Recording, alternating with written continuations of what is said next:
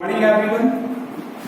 Today I am going to explain topic physical and chemical change. तो physical और chemical change बचपन से पढ़ते हुए आ रहे हैं, आप क्लास 8th से पढ़ रहे हैं. What is physical change and what is chemical change. आइए बात करते हैं फिजिकल चेंज की. फिजिकल चेंज क्या होते हैं? The changes in which no new substance are formed, जिसमें कोई नया सब्सटेंस न्यू सब्सटेंस फॉर्म्ड नहीं होता है. No new substance are formed are called physical change. तो फिजिकल चेंज है जिसमें कोई न्यू सब्सटेंस आपका फॉर्म्ड नहीं हो रहा है. दूसरा सेकंड पॉइंट हम ये कह सकते हैं कि ये एक टेम्पररी चेंजेस है. It is a temporary changes, permanent change ये नहीं है. ये टेम्पररी चेंजेस होता है which can be reversed easily to form the originally substance. तो ये टेम्पररी चेंजेस है और आसानी से रिवर्स हो जाता है अपने ओरिजिनल सब्सटेंस से, जिससे वो मिलकर बना है ना, बहुत जल्दी वो उसी में रिवर्स हो जाता है. इसीलिए इसे हम क्या कह सकते हैं? टेम्पररी चेंजेस कह सकते हैं. और सेकंड ये कह सकते हैं कि no new substances are form in a physical changes. Physical changes वो होते हैं जिनमें कोई भी न्यू सब्सटेंस फॉर्म नहीं होता है.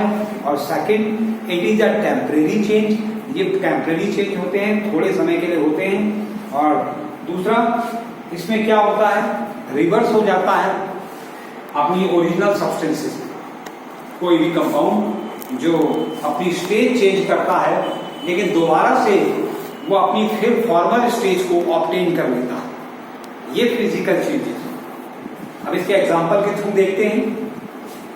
Melting of ice, it is a physical change. लेकिन मेल्टिंग ऑफ आइस क्या है? आइस मेल्ट होती है, वो वाटर में कन्वर्ट हो जाती है स्टेज, और वाटर फिर आफ्टर अगर आप उसे रेफ्रिजरेटर में रखते हैं तो वो फ्रीज होके फिर से किसमें कन्वर्ट हो जाती है? आइस में. तो no new substance is formed during this process. तो इस प्रोसेस के दौरान कोई भी न्यू सब्सटेंस फॉर्म नहीं होता है. और वाटर पहले क्या था? आइस मेल्ट हुआ, वाटर में कन्वर्ट हो गया, और वाटर को दोबारा से हमने फ्रीज किया तो वो दोबारा से आइस की फॉर्म में कन्वर्ट हो गया. आइस मेल्ट होती है, वाटर बनता है, वाटर फ्रीज होता है, आइस बनता है. No new substance is form during this process. तो ये क्या है? फिजिकल चेंज है. एग्जांपल है boiling of water. Water boil होता है, वो वाटर ड्रॉपलेट्स की फॉर्म में इवेपोरेट हो जाता है, और आफ्टर कंडेंसेशन थोड़ी देर बाद उसे ठंडा कर दीजिए, वो फिर से वाटर की फॉर्म में कन्वर्ट हो जाएगा. तो नो न्यू सब्सटेंसेस फॉर्म, कोई भी नया सब्सटेंस फॉर्म नहीं हो रहा है, वो दोबारा से अपनी जो फॉर्मल स्टेज है उसको रीगेन कर रहा है. ये क्या है? Physical change. Glowing of electric bulb. Electric bulb का ग्लो होना. हम क्या करते हैं? स्विच ऑन करते हैं. तो स्विच ऑन करते हैं, करंट पास होता है फिलामेंट के थ्रू. फिलामेंट के थ्रू करंट पास होता है और बल्ब हॉट होता है और ग्लो करता है फिलामेंट. आफ्टर सम टाइम्स हम स्विच ऑफ कर देते हैं तो फिर बल्ब ग्लो होना बंद हो जाता है. फिर से ऑन करते हैं, दोबारा से जल जाता है. तो during this process no new substance is form.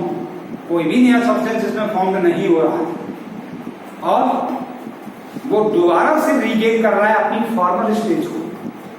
तो सच टाइप ऑफ रिएक्शन या such process is known as physical change. ये फिजिकल चेंज है, ये टेम्पररी चेंज है.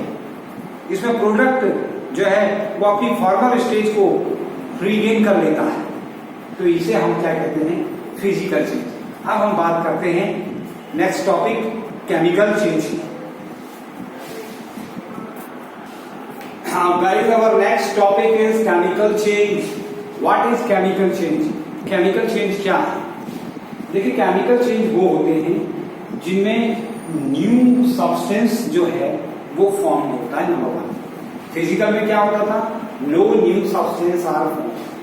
केमिकल में क्या होता है, new substance are form. Number 1। Number 2 can not be return their original form.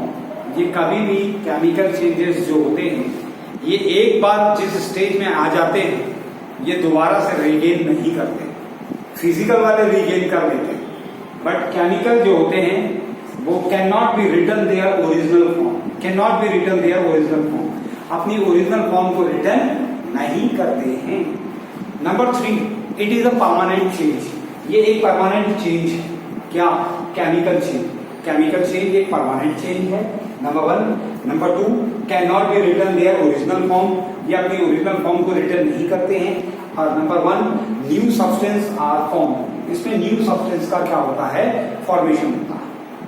अब बात करते हैं एग्जाम्पल। फर्स्ट है बर्निंग ऑफ मैग्नीशियम वायर। आप सबने एक्सपेरिमेंट देखा है, मैंने आपको बताया था, वीडियो सेंड किया था कि मैग्नीशियम वायर कैसे बर्न होता है। डैशलिंग लाइट के साथ आपने देखा, उसकी व्हाइट ऐश MgO, मैग्नीशियम एक रिबन है, वो ऑक्सीजन के साथ बर्न हो गई तो एक न्यू सब्सटेंस फॉर्म हुआ, magnesium oxide.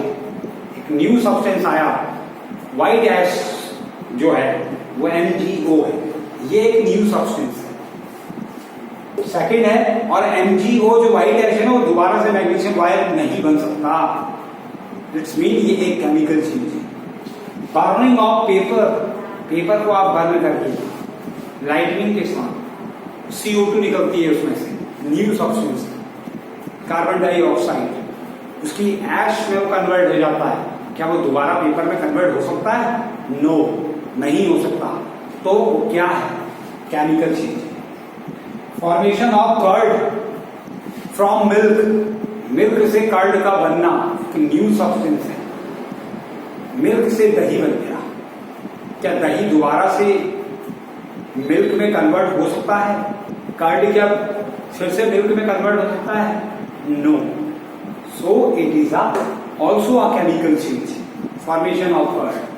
Cooking of food है, फूड एक बार कुक हो जाए तो क्या दोबारा से रॉ मटेरियल में कन्वर्ट हो सकता है? नो। तो these all are the example of chemical changes. आपने देखा कि इतने सारे जो हैं ये सभी एग्जाम्पल जो होते हैं वो केमिकल चेंजेस को बिलोंग करते हैं। एक बहुत सिंपल एग्जाम्पल जो आप अपनी डेली लाइफ में देखते हैं, अपने किचन में आप लोग देखते हैं, किचन में जो आटा आप गूंथते हैं, जो गूंधा हुआ आटा जो होता है फ्लोर, उसको आप रोलिंग करते हैं ना, जो उसकी रोटी बनाते हैं। अगर रोटी टेढ़ी बन जाती है तो फिर से आप क्या कर लेते हैं, उसको दोबारा से किसमें, वही आटे की फॉर्म में कन्वर्ट कर देते हैं। वो एक फिजिकल चेंज है। बट अगर आपने एक बार रोटी बेल ली और उसको आपने क्या किया, स्टोव में रख दिया या गैस में रख दिया तवे के ऊपर, और जब वो बेकिंग रोटी में कन्वर्ट हो गई फिर वो जो है आटे में कन्वर्ट नहीं हो सकती। तो ये क्या है, बेकिंग रोटी जो है वो केमिकल चेंज है, और जो गूंदा हुआ आटा है वो क्या है, वो एक फिजिकल चेंज है। उससे जो रोलिंग ऑफ रोटी है वो भी फिजिकल चेंज है, क्योंकि रोलिंग ऑफ रोटी दोबारा से उसी आटे के उसमें कन्वर्ट हो सकती है। बट बेकिंग ऑफ रोटी जो है वो कच्चे आटे में कन्वर्ट नहीं हो सकती। तो ये क्या है, एक सिंपल सा एग्जांपल है केमिकल चेंज का। तो गाइस आज हमने आपको बहुत बेसिक कंसेप्ट के थ्रू ये बताने की कोशिश की, एग्जांपल के थ्रू आपको ये बताया, डेली लाइफ से आपको जोड़ा कि डेली लाइफ में आप कहाँ फिजिकल चेंज देखते हैं और कहाँ केमिकल चेंज देखते हैं। Thank you so much.